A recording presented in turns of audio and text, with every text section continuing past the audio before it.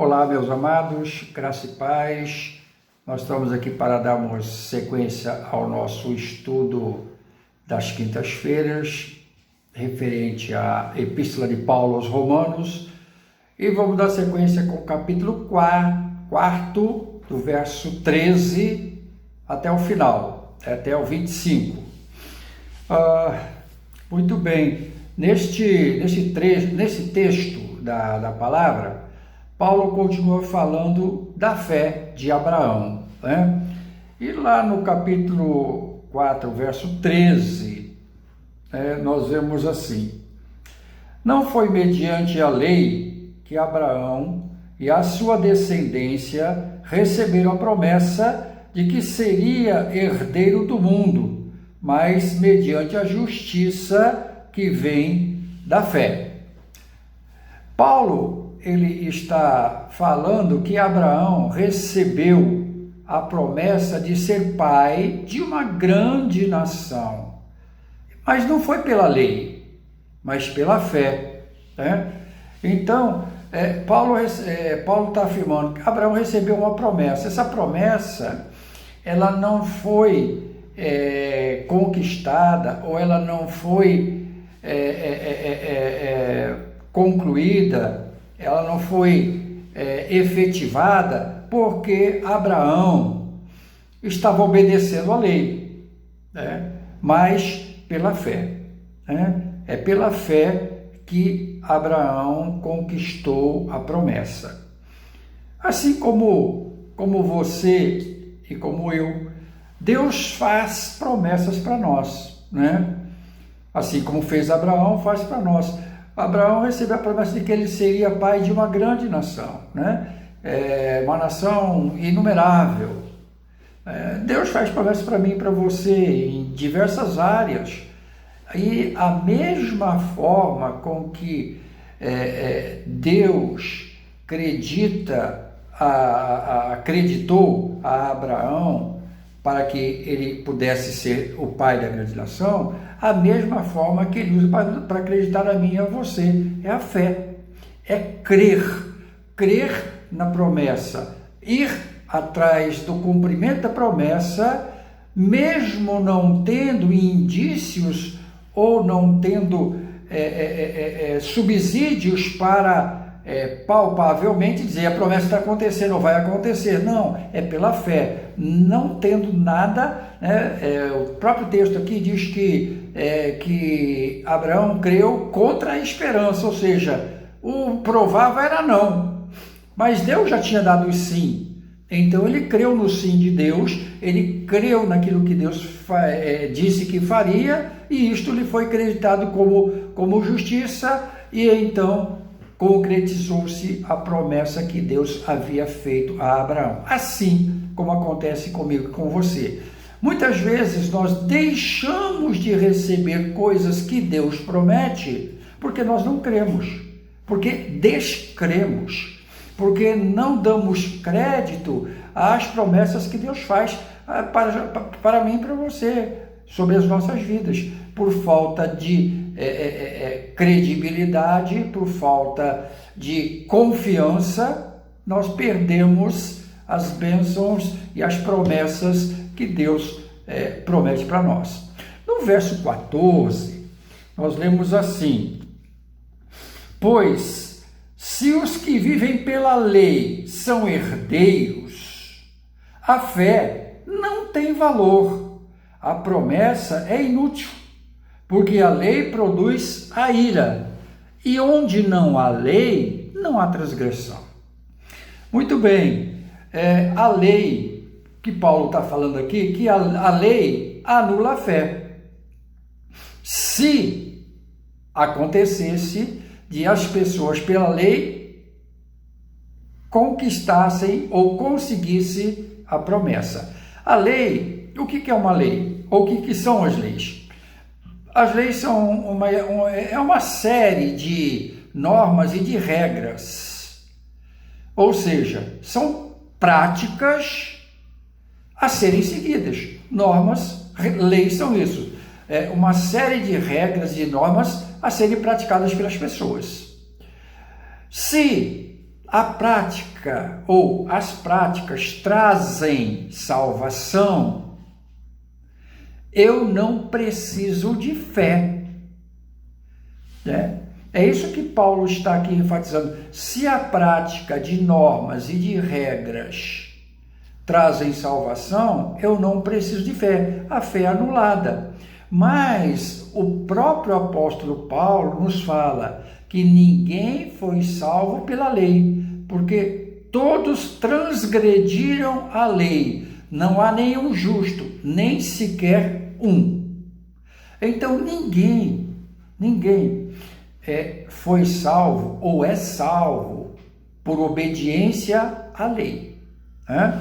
Por quê? Porque ninguém conseguiu, nem consegue ainda hoje, obedecer à lei, porque nós somos homens e mulheres falhos e transgredimos, ou seja, nós ferimos as regras, as leis que foram estabelecidas, né?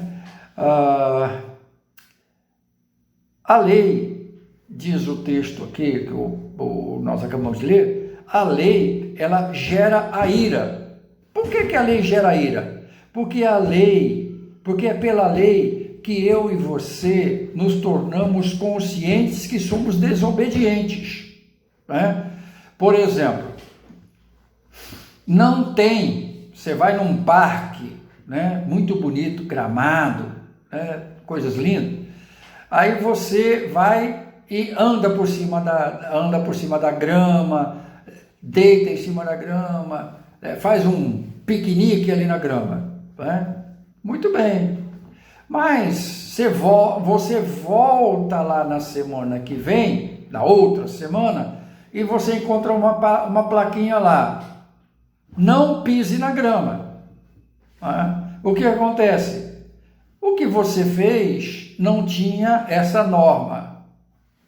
Você podia fazer. Mas agora, se você fizer o que você fez na semana passada, com aquela plaquinha não pise na grama, agora existe uma norma, existe uma regra, existe uma lei. Se você fizer, você vai estar transgredindo a lei, né? Então, a lei nos mostra quão transgressores nós somos, quão desobedientes nós somos. Não matar, não roubar, não adulterar, não furtar, não cobiçar, etc. A lei vai mostrando como nós somos transgressores dessas normas, né? Então, a lei, ela gera ira, né? Lá mais atrás, nós falamos que a ausência de fé gera a ira de Deus. Porque a ausência de fé, existem muitas pessoas que querem normas, que querem regras, para sentirem que estão fazendo a vontade de Deus. A vontade de Deus não se faz por seguir uma série de regras e normas, embora regras e normas sejam boas para nos dar uma direção e tal, mas não são elas que traz o termômetro de submissão ou insubmissão que tenho a Deus. É justamente na liberdade que Deus me deu de andar livre de toda regra e toda norma, andar em submissão a Ele, essa liberdade é que me dá o termômetro, porque andar em liberdade me faz me submeter a Deus por vontade própria. Eu busco fazer a vontade de Deus olhando para a palavra de acordo com aquilo que eu tenho de temor a Deus no meu coração. Não preciso ter ninguém me vigiando, não preciso ter nenhuma pessoa me encaminhando, me falando, faça isso, não faça aquilo, faça isso, faça aquilo, isso é certo, isso é aquilo. Não preciso de ninguém disso. Por quê? Porque na palavra, no meu relacionamento com Deus, eu sou direcionado para isso, né? Deus, pelo seu Espírito, me fala e me conduz à verdade. Então eu não preciso de uma série de normas e regras, eu preciso de submissão ao Senhor e à sua vontade. né? A Bíblia nos mostra caminhos que nós devemos caminhar, isso é muito importante, mas não são não é a observância dessas normas que a Bíblia me dá que me traz salvação. A salvação não vem de obediência a norma nenhuma. A única forma que eu tenho de salvação é Cristo Jesus.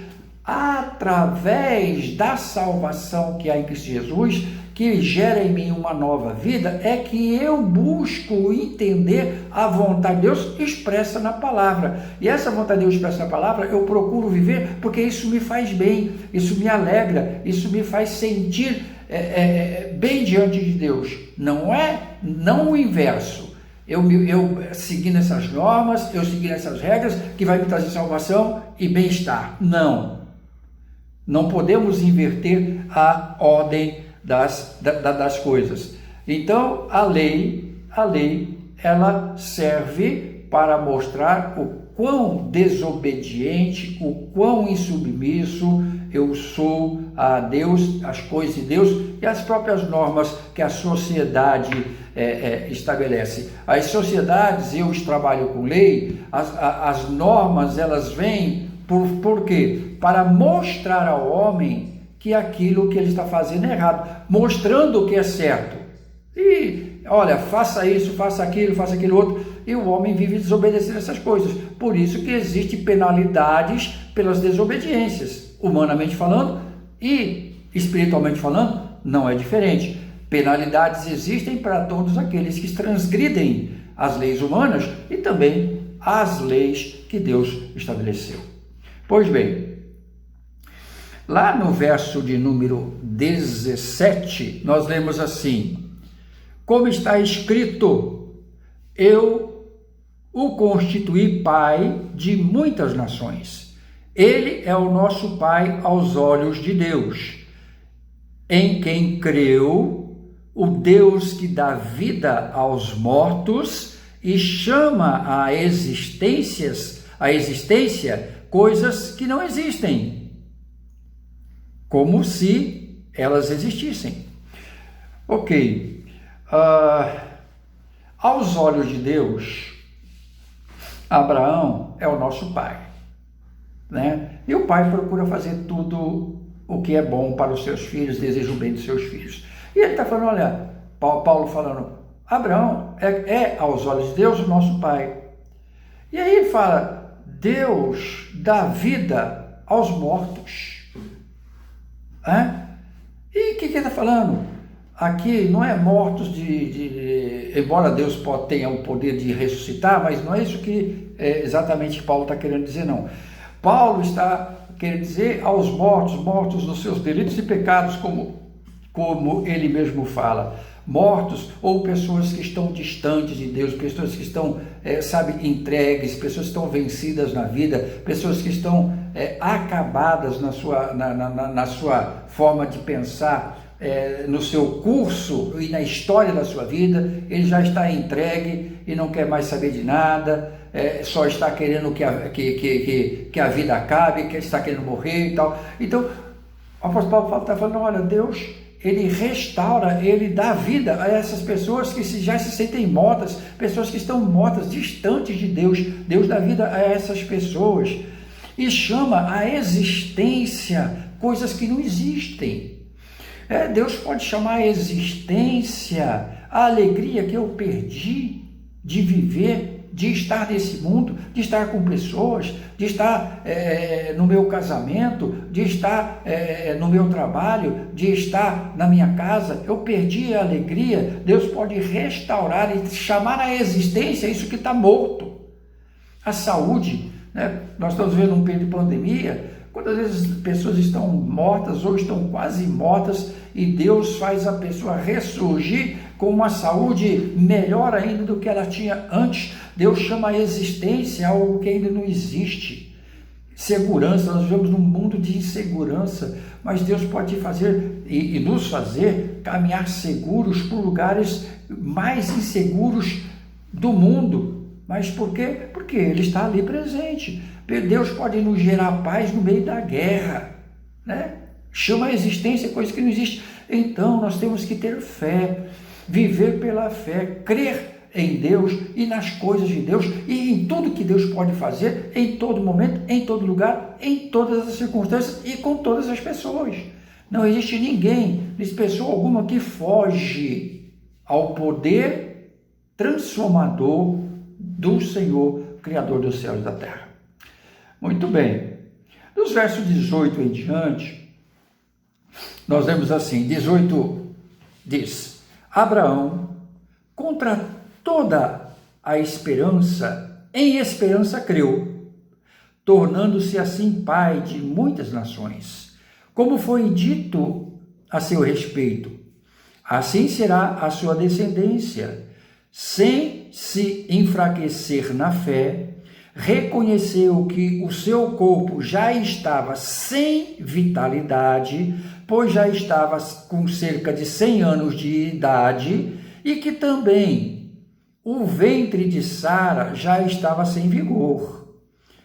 Mesmo assim, não duvidou, nem foi incrédulo em relação à promessa de Deus, mas foi fortalecido em sua fé e deu glória a Deus, estando plenamente convencido de que ele era poderoso para cumprir o que havia prometido. Abraão realmente foi um homem tremendo na mão de Deus. E ele era um homem que cria realmente em Deus, embora ele vivesse no tempo da lei, né? E olha, queridos, esse texto nos fala que ele não levou em conta, ele creu contra o natural. A natureza, o normal, dizia, olha, não, você já tem 100 anos de idade, Sara já passou da época da mulher ter filho, você não vai ter filho algum, né? A natureza dizia isso, a ciência da época dizia isso, a ciência de hoje também diz a mesma coisa. Então, mas Deus havia feito uma promessa, que ele seria pai de uma grande nação. Ora, para ele ser pai de uma grande nação, ele precisava ter filho, ele não tinha filho. Então, como que isso ia acontecer? Humanamente falando, impossível. Mas o texto diz que ele não duvidou, né? Ele não duvidou, nem foi incrédulo em relação à promessa de Deus. O grande problema que nós temos hoje, né, como seres humanos, como no passado, é o homem crer naquilo que Deus fala. É crer na promessa de Deus, é crer que aquilo que Deus falou, Ele vai cumprir. Por quê? Porque nós somos limitados e nós ficamos observando as circunstâncias. É muito difícil. Uma coisa fácil, a gente pode ser, né? Quem sabe? Mas uma coisa assim muito difícil, ou uma coisa que você pode existem muitas barreiras naturais, não, isso não vai acontecer, é impossível. Mas a fé é justamente isso, é crer no impossível, é crer a despeito das circunstâncias, crer contra a esperança, é o que fez Abraão.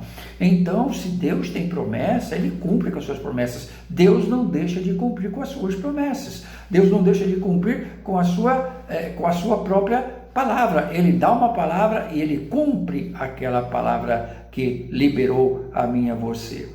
O verso 20 diz assim: mesmo assim, não duvidou, nem foi incrédulo em relação à promessa de Deus, mas foi fortalecido em sua fé e deu glória a Deus. Crendo o quê? Crendo que Deus ia cumprir a promessa. Qual é a promessa que Deus tem para você? Qual a promessa que Deus tem para a minha vida? Nós temos crido, né? As circunstâncias adversas têm fortalecido a nossa fé ou tem feito a gente duvidar daquilo que Deus prometeu? Se Deus prometeu, querido, pode ter certeza, Ele vai cumprir. A única coisa que pode obstar a realização da promessa é a minha própria incredulidade e a tua também. É isso que pode colocar uma barreira entre a promessa e a concretização dela. É a minha ausência de fé. aquele que crê verá a glória de Deus. Deus, queridos, cumpre com a promessa que faz, ou com as promessas que faz. Verso 23 em diante diz assim: em consequência, isso lhe foi creditado como justiça. Em consequência do quê? Da sua fé, daquilo que creu. As palavras lhe foram creditadas, não foram escritas apenas a ele. Ou seja, a promessa e o crédito que vem pela fé não é só para Abraão, é para todo aquele que crê. Todo aquele que crê, mesmo contra a esperança, aquele que crê, lhe é creditado como justiça. E isso gera a bênção que Deus prometeu. Mas também a nós, a quem Deus creditará a justiça, que cremos naquele que ressuscitou dos mortos, a Jesus, nosso Senhor. Ele foi entregue à morte por nossos pecados e ressuscitado para a nossa justificação. A fé, como falamos, ela é creditada àquele que crê, né? Mas em que nós devemos crer, né? Aqui o apóstolo Paulo fala que todos nós precisamos crer. Crer no quê? Que Jesus foi morto por causa dos nossos pecados. E o que são pecados? Pecado é a transgressão da lei. Transgressão da lei de Deus. Deus tem uma vontade, Deus tem um querer, nós vamos e transgredimos, nós vamos e transgredimos, nós vamos e transgredimos. Isso é pecado, não é? Fazer o bem ao próximo, se eu não faço, eu estou pecando. Se eu estou adulterando, eu estou pecando. Se eu estou mentindo, eu estou pecando. Se eu estou usando de falsidade com o meu próximo, eu estou pecando. Se eu estou sendo falso, eu estou pecando. Se eu estou ganhando dinheiro ilicitamente, eu estou pecando. E por aí vai, tem uma série de situações. E tudo isso serve para minha condenação. Mas Senhor Jesus Cristo morreu por causa desse meu pecado, por causa do seu pecado também. Mais do que isso, ele morreu por causa disso, mas ele ressuscitou para que eu e você pudéssemos ser justificados. Aí eu tenho que crer nisso. Como falou o apóstolo Paulo, isso foi creditado a Abraão, isso lhe trouxe o quê? A salvação, por causa da sua fé, porque ele creu. Eu e você, nós precisamos crer que Jesus morreu por causa do meu e do teu pecado, que ele foi sepultado, ao terceiro dia ele ressuscitou, venceu a morte, e eu creio, por isso ele me dá a vitória. Nós precisamos crer nisso. E a partir dessa crença, eu tenho que ter uma vida nova. Uma vida, não uma vida que procure agradar pessoas. A minha vida tem que agradar a Deus.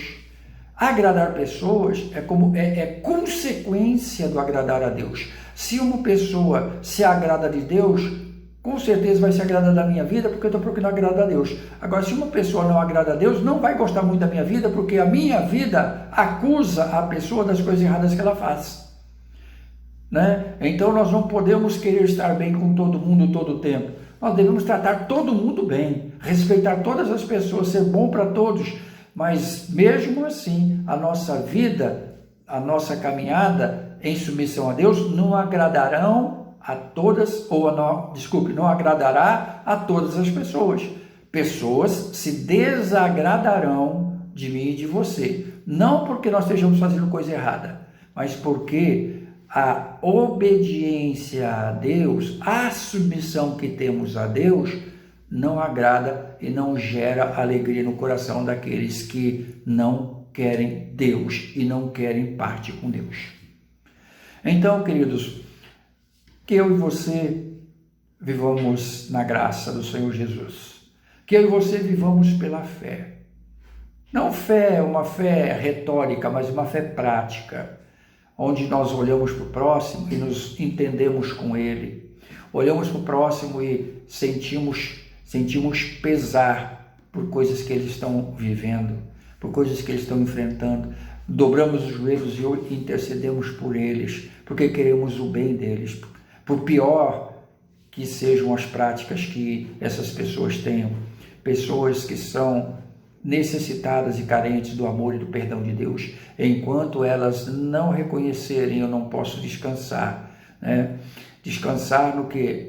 No amor por elas, na intercessão por elas, no desejo de vê-las transformadas, resgatadas, mudadas, aliviadas do fardo que carregam. Que Deus abençoe você, meu irmão e minha irmã. Vivamos pela fé. Não pense que é a obediência a regras que vai trazer salvação à tua vida. A salvação à tua vida somente pela graça, né? Mediante a fé em Cristo Jesus.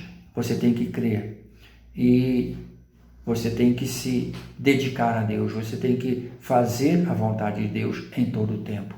Creia nisso, viva isso, abençoe as pessoas, né? Mesmo que elas não te entendam, creia que o Senhor é Senhor da tua vida. Vamos orar. Pai, em nome de Jesus, eu quero te louvar, te agradecer pela vida do meu irmão, da minha irmã. Que o Senhor Deus esteja abençoando estes irmãos que estão vendo esse vídeo agora. Que a tua graça invada a vida deles. E, ó Deus, ajude-os para que eles entendam que precisam de um compromisso real contigo, de uma aliança contigo, onde andem em novidade de vida, abençoando vidas e pessoas que estão desmotivadas, entristecidas, entregues, vencidas na vida. Que o Senhor os abençoe e os ajude a serem anunciadores de boas novas e que muitas pessoas entendam que só o Senhor Jesus Cristo é Senhor e só por meio dele o homem encontra razão em sua existência. Eu clamo essas bênçãos ao Senhor no nome de Jesus. Amém. Que Deus te abençoe e a próxima quinta espero você em nome de Jesus.